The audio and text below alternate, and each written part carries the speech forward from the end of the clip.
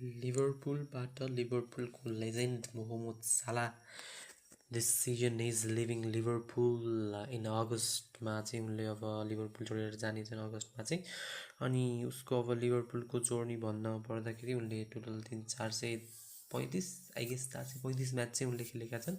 435 म्याचमा 300 समथिङ उनले गोल हानेछन् भने 118 चाहिँ उसको असिस्ट छैन। अनि प्रिमियर लिगमा चाहिँ उसको 325-30 को हाराहारीमा उसले म्याच खेलेको छ। He is living Liverpool as a legend of this club. अनि मलाई चाहिँ जहाँसम्म लाग्छ लिभरपुलले चाहिँ उसको एउटा मूर्ति चाहिँ अगाडि बढाउनु पर्ने हो। तर ठिकै छ, अब लिभरपुलको फ्यानलाई नै महसुस होला साला कति इम्पोर्टेन्ट प्लेयर थिए लिभरपुलमा। अब ऊ जस्तो राइट विङ्गर चाहिँ मलाई जहाँसम्म लाग्छ लिभरपुल वोन्ट फाइन्ड, अथवा उसलाई अब रिप्लेस गर्न एकदम गाह्रो छ लिभरपुलले होइन।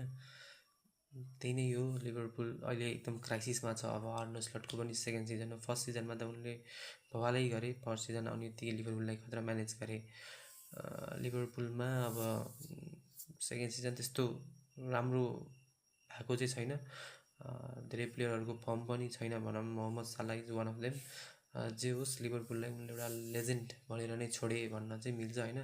We can go down the history and from 2017 absolute cinema लिभरपुलमा क्रिएट गर्ने नै मोहम्मद साला जस्तो नै लाग्छ मलाई चाहिँ होइन। अब त्यो राइट विङ्गरको पोजिसनमा लिभरपुलले कसलाई ल्याउँछ भन्ने कुरा हो। अब एकदम गाह्रो छ मोहम्मद सालालाई रिप्लेस गर्न।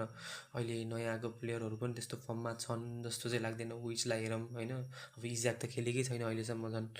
अनि फ्रिम्पङ भयो, there are lot of crisis. अनि अब लिभरपुलले चाहिँ झन् मोहम्मद साला गइसकेपछि अब लिभरपुललाई कसरी म्यानेज गर्ने एकदम टफ छ जस्तो लाग्छ मलाई। आर्ने स्लट को पनि अब म्यानेजरियल करियर चाहिँ अब लिभरपुलमा एकदम टफ छ जस्तो चाहिँ लाग्छ। अब उसले कुन कुन प्लेयर साइन हान्छ, अब साइन हानेको पनि महँगो प्लेयर साइन हाने होइन। अब त्यो महँगो प्लेयरलाई उनले अब राम्रोसँग म्यानेज गरेर खेलाउन सक्यो भने त लिभरपुलले सक्छ। तर एब्सोल्युटली अब मोहम्मद साला छैन भने लिभरपुलमा चाहिँ मलाई अलिक गाह्रै छ जस्तो देख्छु म अर्को सिजन पनि।